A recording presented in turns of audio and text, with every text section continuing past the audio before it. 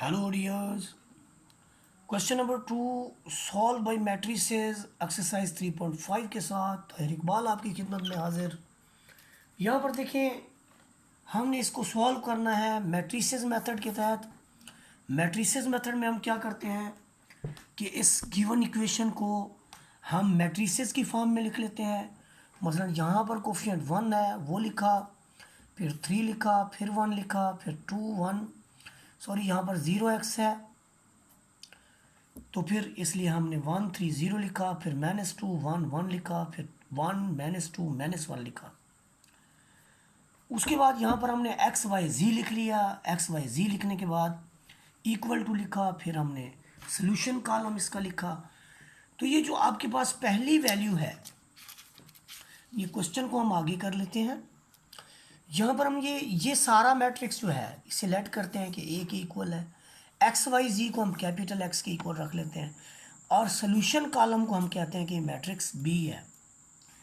ऐसा करने के बाद हमने चूंकि एक्स वाई जी को मालूम करना है कि उसने जब कहा है हमें कि सॉल्व द इक्वेशन, तो सॉल्व का मतलब ये नहीं कि हमने पानी नमक या चीनी वगैरह मिलानी है, बल्कि यहाँ पर मौजूद वेरिएबल्स हमने फाइंड आउट करने हैं। तो फाइंड आउट करने इसके लिए हमने उसने हमें रेस्ट्रिक्ट भी कर दिया कि मैट्रिसेस मेथड लगाएं या इन्वर्शन मेथड लगाएं। तो यहाँ पर देखें, हम क्या करेंगे कि ए के साथ एक्स मल्टीप्लाई हो रहा है, हम ए इन्वर्स लगा देंगे। इधर भी जो लेफ्ट हैंड साइड पे लगाएंगे वही हम राइट हैंड साइड पे लगाएंगे। तो ए इन्वर्स जब ए से मल्टीप्लाई होता है तो हमें आइडेंटिटी मैट्रिक्स दिखता है, और आइडेंटिटी मैट्रिक्स यहाँ पर आपके पास इसका जो आइडेंटिटी मैट्रिक्स होगा वो आपके पास होगा 1 0 0 0 1 0 0 0 1, जिसे हम I3 भी बोलते हैं। ये होगा, ये जब इस पे यानी ए और ए इन्वर्स अप्लाई होता है तो आइडेंटिटी मैट्रिक्स किसी भी मैट्रिक्स से मल्टीप्लाई होता है तो उसके अंदर कोई चेंज नहीं लाता, इसलिए I into x this is equal to x. और राइट साइड पे आपके पास है ए इन्वर्स बी। याद रखें, ए इन्वर्स लेफ़्ट से अप्लाई होता तो लेफ़्ट लिखते, राइट से अप्लाई हुआ तो फिर राइट लिखेंगे, क्योंकि यहाँ पर मैट्रिक्स की मल्टीप्लिकेशन बड़ी काउंट करती है। क्योंकि A B does not equal to B A, matrix में मल्टीप्लिकेशन में कम्यूटेटिव लॉ होल्ड नहीं करता, इसलिए यहाँ पर हमने ऐसे किया है। अब यहाँ पर देखिए हमारे पास जो नेक्स्ट है कि हमने लिखा X is equal to A inverse B. तो पहले हम ए का डिटर्मिनेंट लिखेंगे। क्यों? क्योंकि हमें ए इनवर्स बी का पता होना चाहिए कि ये 1/a डिटर्मिनेंट और एडजॉइंट ऑफ ए के इक्वल होता है। अब हमें दो चीज़ें फाइंड आउट करनी है, एक डिटर्मिनेंट ऑफ ए और एक एडजॉइंट ऑफ ए। यहाँ पर 3x3 मैट्रिक्स है तो एडजॉइंट ऑफ ए मालूम करने का मेथड भी थोड़ा डिफरेंट होगा। गौर कीजिए जनाबे वाला, यहाँ पर आपके पास ए डिटर्मिनेंट 1 - 2 1, और यहाँ पर इसमें देखें जब 1 आपने लिखा तो आपने ये रो छोड़ दी, ये कॉलम छोड़ दिया, और यहाँ पर 1 - 2 1 - 1 लिखा, ये आ गया जी। फिर आपने नफ़ी के साथ नफ़ी 2 लिखा जो कि +2 में कन्वर्ट हो जाएगा। इधर आपने क्या लिखना है, जब ये लेना है तो फिर आपने ये कॉलम ये 3 - 2 0 - 1 ये लिख देना है। ये काम हम मैट्रिक्स से कर रहे हैं, ज़्यादा डिटेल में जाने की ज़रूरत नहीं है। फिर +1 के बाद हमने ये सारा लिखना है, तो ये 3 1 0 1।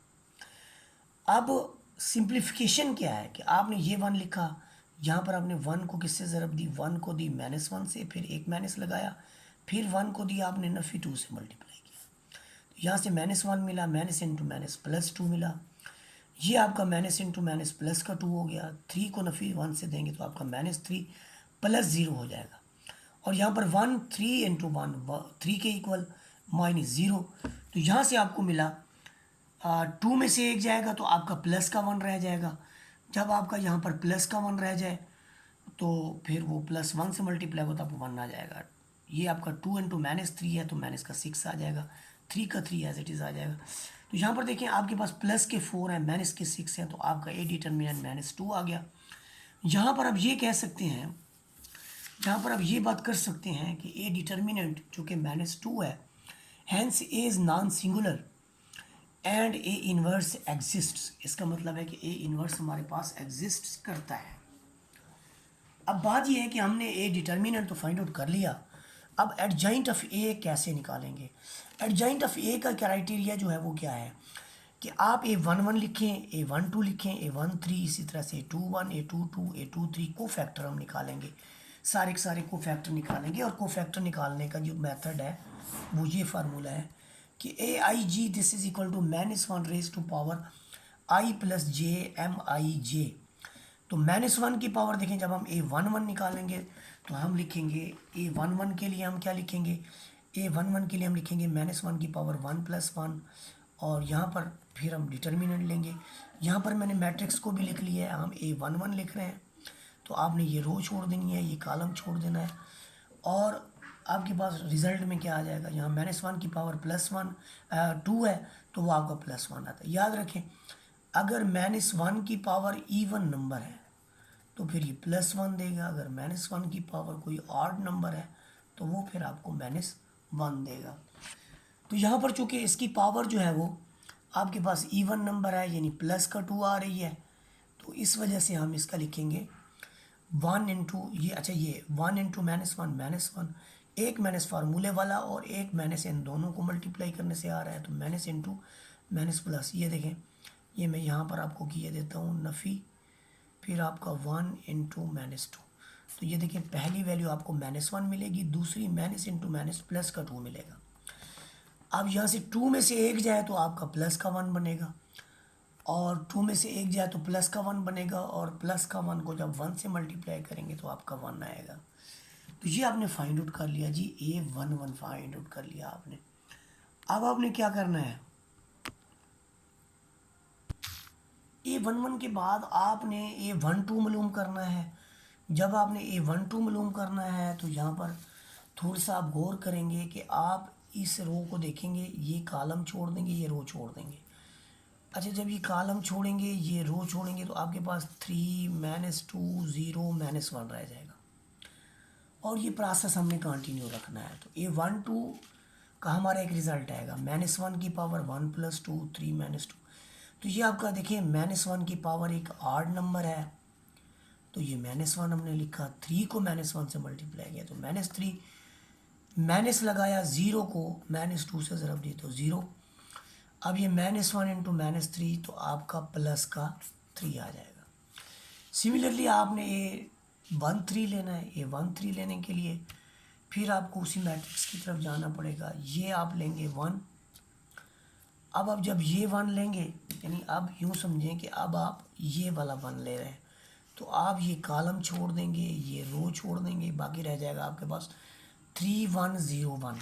ये आप लिख लेंगे, कहाँ पर लिखा आपने, ये आपने A13 पे लिखा, और -1 की पावर E1 है तो +1, 3 को 1 से ज़रब देंगे तो आपका 3 आ जाएगा, -1 को 0 से देंगे तो आपका 0 आ जाएगा।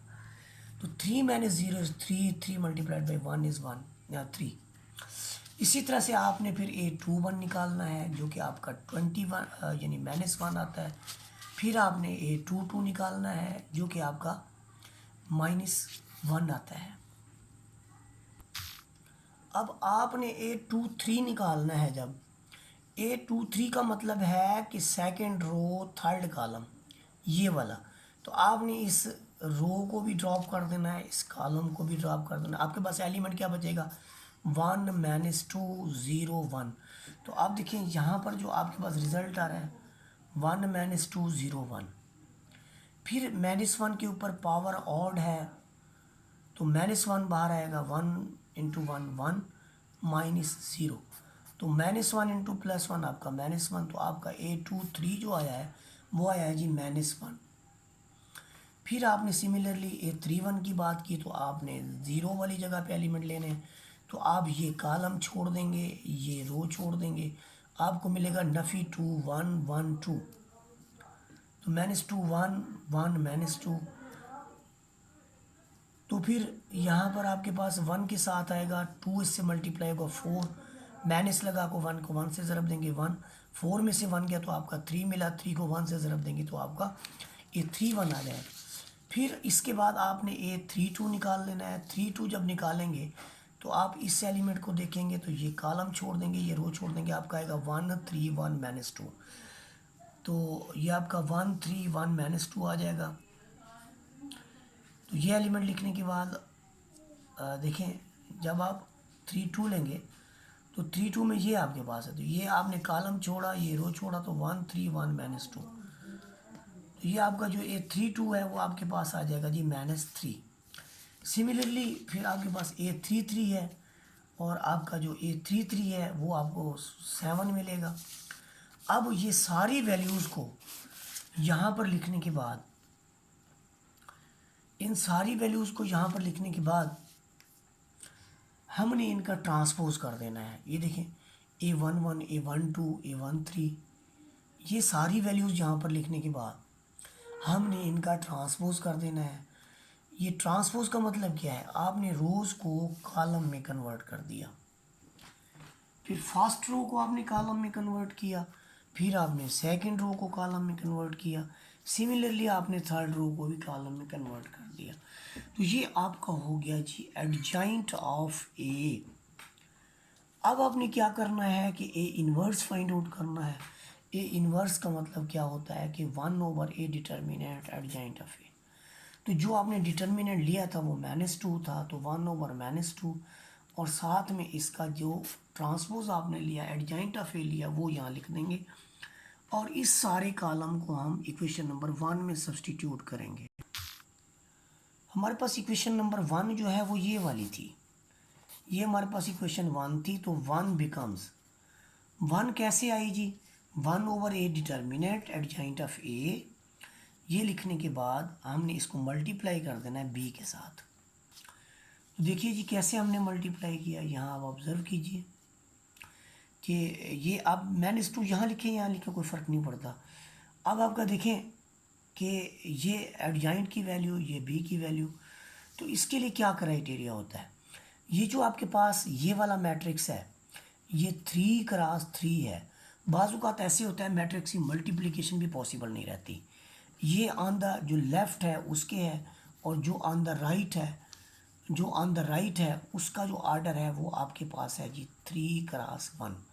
तो रिज़ल्ट कैसे आएगा, ये जो दरमियान वाले है जो लेफ़्ट पे है उसके कॉलम राइट वाले की रोज़ के इक्वल हों तो मल्टीप्लिकेशन पॉसिबल होती है, फिर ये कट जाते हैं और आर्डर हमारा बचता है 3x1 का, यानी 3 रोज़ होंगी और 1 कॉलम जो है यहाँ पर आएगा। कैसे आएगा गौर कीजिए ज़रा, ये आपका ये आपने फर्स्ट रो को फर्स्ट कॉलम से मल्टीप्लाई कर देना है। ये जो पहला सारा लिखा हुआ है ना ये R1C1 है, ये जो दूसरा लिखा हुआ है ये आपका R2C1 है, और जो तीसरा लिखा हुआ है ये आपका R3C1 है। क्योंकि कॉलम एक ही है तो हमारे रिजल्ट्स भी ऐसे आएंगे। अब यूँ हमने क्या किया कि फर्स्ट रो को फर्स्ट कॉलम से 1 -1 से -1 4 से और 3 आपका 1 से, ये देखें। अब इसमें जो सेकंड एलिमेंट है ना वो मैं ज़्यादातर ब्रैकेट में लिखता हूँ, इसलिए सेम होते हैं और मेरी आसानी रहती है यहाँ पर। ये देखें ये तमाम एलिमेंट कहाँ से लेता हूँ मैं, ये कॉलम से लेता हूँ और कॉलम में ही लिख देता हूँ। फिर हर रो का एलिमेंट इधर इधर और इधर लिखता हूँ। 1 -1 3, 1 -1 3, फिर 3 -1 -3, 3 -1 -3, फिर 3 -1 7, 3 -1 7। यूँ मेरी मल्टीप्लिकेशन बड़ी आसान हो जाती है। पहले मैंने R1 को C1 से मल्टीप्लाई किया, उसके बाद मैंने क्या किया कि R2 को C1 से मल्टीप्लाई किया, फिर मैंने R3 को यहाँ पर R3 को मैंने C1 से मल्टीप्लाई किया, जो कि ये लास्ट वाला। इसके बाद ज़रा गौर करें जो हमारे रिजल्ट्स हैं, इसकी मल्टीप्लिकेशन से -1 मिला, इसकी मल्टीप्लिकेशन से -4 मिला, इसकी मल्टीप्लिकेशन से मुझे 3 मिला, फिर इसकी मल्टीप्लिकेशन से -3, इसकी मल्टीप्लिकेशन से -4, इसकी मल्टीप्लिकेशन से मुझे मिला -3। फिर मेरे पास है जी -3 -4 7, ये वाला रिज़ल्ट हुए -2 -10 और 0। इसको जब आप मल्टीप्लाई करेंगे -1/2 से तो आपको रिज़ल्ट मिलेगा 1। ये देखें 2 से 2 कट गया, -(-+1) 2 5 ये वाला। यहाँ थोड़ी मुझे मिस्टेक ज़रूर नज़र आती है, प्रोसेस यही है, आप देख लें जो भी मिस्टेक है आप उसे ईज़िली दूर कर सकते हैं। वो मुझे जो आइडिया नज़र आ रहा है वो यहाँ पर है कि जब हमने 1 3 लिया, बहरहाल आप इस मिस्टेक को खुद करें और फिर मुझे इनबॉक्स करें कि क्या मिस्टेक है। बाकी प्रोसेस यही है, क्राइटेरिया यही है। तो जब आप एक्स वाई और जी की वैल्यू फाइंड आउट कर लेंगे तो उसे एंड में आप सोल्यूशन सेट के तौर पर लिख देंगे, जिसमें ये एक्स होगा, ये वाई होगा और ये आपके पास जी होगा। और यही हमारे पास वेरिएबल्स थे और ये हमारे पास इक्वेशंस थी जिसे हमने मैट्रिसेस के ज़रिए सॉल्व करना था। वीडियो अच्छी लगी हो तो लाइक शेयर और सब्सक्राइब कर दें। जज़ाकल्लाह खैर।